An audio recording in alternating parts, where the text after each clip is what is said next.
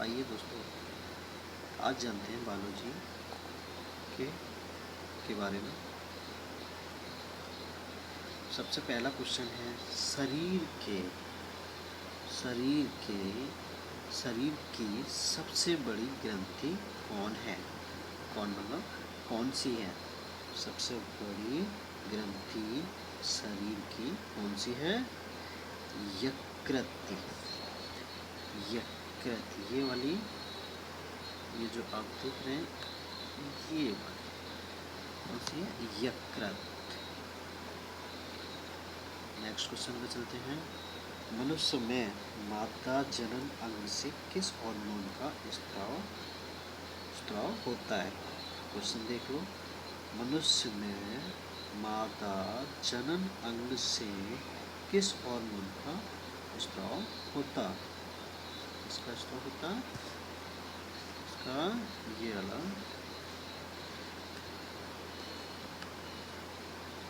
इसका रिलैक्सिन का। किसका? रिलैक्सिन का। नेक्स्ट क्वेश्चन देखते हैं।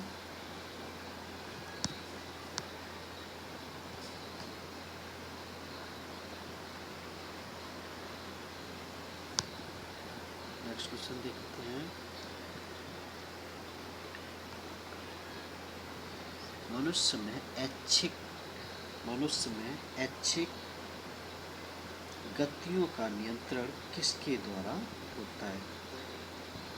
नेक्स्ट क्वेश्चन है, मनुष्य में ऐच्छिक गतियों का नियंत्रण किसके द्वारा होता है? किसके द्वारा होता है? सेरिब्रम के द्वारा। इसका राइट आंसर होगा ये वाला, सेरिब्रम के द्वारा। किसके द्वारा? सेरिब्रम के द्वारा। नेक्स्ट क्वेश्चन है, शरीर का तापक्रम कहाँ नियंत्रण होता है? मतलब शरीर का तापक्रम कहाँ कंट्रोल होता है? कहाँ कंट्रोल होता है? हाइपोथैलेमस। कहाँ पर? हाइपोथैलेमस। नेक्स्ट क्वेश्चन देखते हैं। अमीबा में भोजन का अंतर्ग्रहण किसके द्वारा होता है? अमीबा में भोजन का अंतर्ग्रहण किसके द्वारा होता है? किसके द्वारा होता है? पोडपाद के द्वारा। किसके द्वारा? पोडपाद के द्वारा। इसके द्वारा, ये जो हमारा ये दिख रहा है ना, इसके द्वारा, पोडपाद के द्वारा। अगला क्वेश्चन है, निम्न में कौन सा एंजाइम लार में पाया जाता है? निम्न में कौन सा एंजाइम लार में पाया जाता है?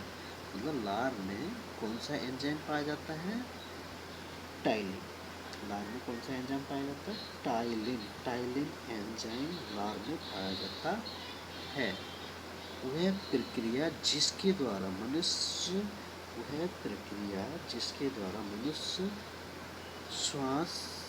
सांस लेता है तथा छोड़ता है। किसके द्वारा?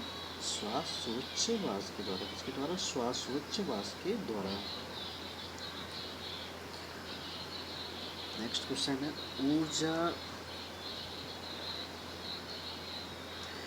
ऊर्जा उत्पादन के लिए कोशिका प्राय किसका उपयोग करती है? ऊर्जा उत्पादन के लिए कोशिका प्राय किसका उपयोग करती है? किसका उपयोग करती है? ग्लूकोज का। किसका? ग्लूकोज का। किस अपक्रिया द्वारा पौधे में ऑक्सीजन बाहरी वातावरण से कोशिकाओं में पहुंचता है? किस अपक्रिया द्वारा पौधे में ऑक्सीजन बाहरी वातावरण से कोशिकाओं में पहुंचता है? किसके द्वारा? विसरण के द्वारा। श्वसन की अपक्रिया में, देख लो, श्वसन की अपक्रिया में खाद्य पदार्थों की परिणति क्या होती है? श्वसन की अपक्रिया में खाद्य पदार्थों की परिणति क्या होती है? विघटन। क्या होती है? विघटन। नेक्स्ट क्वेश्चन है, खाद्य पदार्थों का पौधों में स्थानांतरण का मुख्य रूप कौन सा होता है? खाद्य पदार्थों का पौधे में स्थानांतरण का मुख्य रूप कौन सा है? सुक्रोज। कौन सा है? सुक्रोज। एक स्वस्थ मनुष्य का रक्तचाप होता है, एक स्वस्थ मनुष्य का रक्तचाप होता है, कितना होता है? 120/80, मतलब 120/80। मनुष्य के मस्तिष्क की, नेक्स्ट क्वेश्चन है, मनुष्य के मस्तिष्क की सबसे भारी झिल्ली है। मनुष्य के मस्तिष्क की सबसे भारी झिल्ली है, कौन सी है? ड्यूरामीटर। मनुष्य के सबसे भारी झिल्ली कौन सी है? ड्यूरामीटर।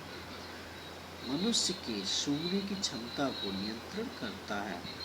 मनुष्य के सूंघने की क्षमता को नियंत्रण करता है, मतलब नियंत्रित करता है, कौन करता है?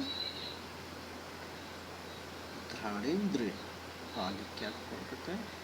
घ्राणेंद्र पाली। अगला क्वेश्चन है, मनुष्य में बुद्धि एवं चतुराई का केंद्र है। मनुष्य में बुद्धि एवं चतुराई का केंद्र है, कौन सा है? सेरिब्रम। कौन सा है? सेरिब्रम। रक्त में ग्लूकोज की मात्रा नियंत्रित रहती है, मतलब रहता है। और रक्त मतलब खून, ब्लड में ग्लूकोज की मात्रा कंट्रोल रहती है, किसके कारण? इंसुलिन के कारण। किसके कारण? इंसुलिन के कारण। इंसुलिन की मेडिसिन भी होती है। रक्त में ग्लूकोज की मात्रा नियंत्रित रहती है, किसके कारण? इंसुलिन के कारण। अगला क्वेश्चन है, नेक्स्ट, ऑक्सीजन है। ऑक्सीजन है। ऑक्सीजन क्या है? एंजाइम है। ऑक्सीजन क्या है? एंजाइम है। नेक्स्ट क्वेश्चन है, जैव प्रक्रम के अंतर्गत कौन आता है? जैव प्रक्रम के अंतर्गत कौन आता है? देखो सभी आते हैं, कौन से? पोषण भी आता है, उत्सर्जन भी आता है और श्वसन भी आता है। अगला क्वेश्चन देखते हैं, गोबर छत्ता किसके अंतर्गत आता है? गोबर छत्ता किसके अंतर्गत आता है? मृत जीवी के अंतर्गत। अगला क्वेश्चन है, वायुमंडल में सामान्यतः CO2 कहते हैं कार्बन डाइऑक्साइड को, पाया जाता है। कितना पाया जाता है वायुमंडल में? 0.03%। अगला क्वेश्चन देखते हैं, छाया में पनपने वाले पौधे को क्या कहते हैं? छाया में पनपने वाले पौधे को क्या कहते हैं? जियोकाइट्स। मतलब जो जहाँ धूप ना पहुँचे, वहाँ पौधा जो तैयार करते हैं, जैसे ऑफिस टाइप में ऑफिस होती है, वहाँ धूप नहीं होती, तो इस टाइप में जहाँ पौधे तैयार होते हैं उसको पौधे को क्या कहते हैं? जियोकाइट्स। मनुष्य में मुख्य श्वसन अंग होता है। जो मनुष्य है, मनुष्य जो सांस लेता है और छोड़ता है, उसका सबसे मेन अंग है, जो मुख्य अंग है उसका, वो फेफड़ा है। फेफड़ा के ही द्वारा सांस लेता है और फेफड़ा से ही छोड़ता है। निम्न में कौन सी बीमारी श्वसन तंत्र से संबंधित है?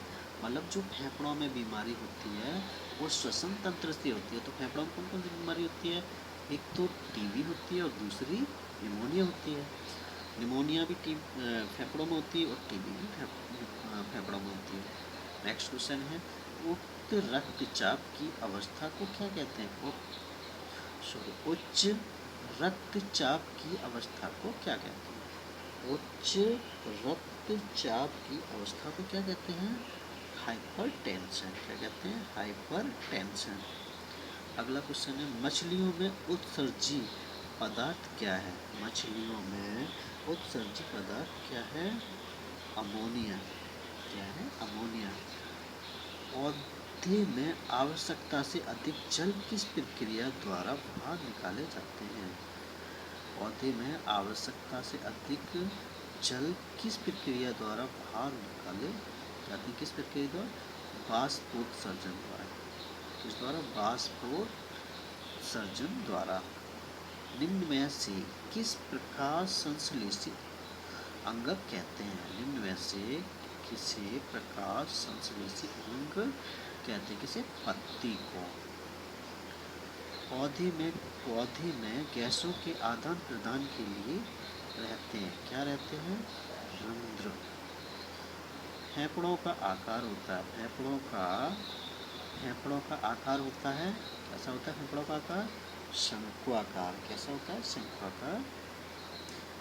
भोजन का पाचन किस प्रकार की अवक्रिया है? भोजन का पाचन किस प्रकार की अवक्रिया है? किसकी अवक्रिया है? उपचयन की। हार्मोन शब्द का नामकरण किसने किया था? हार्मोन शब्द का नामकरण किसने किया था? बेलिस एंड स्टारलिंग ने। नेक्स्ट क्वेश्चन है, पृथक्करण का नियम किसने दिया था? पृथक्करण का नियम किसने दिया था? मेंडल ने।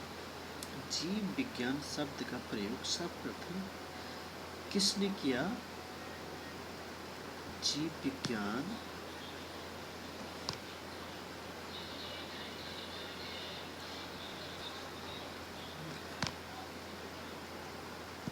जीव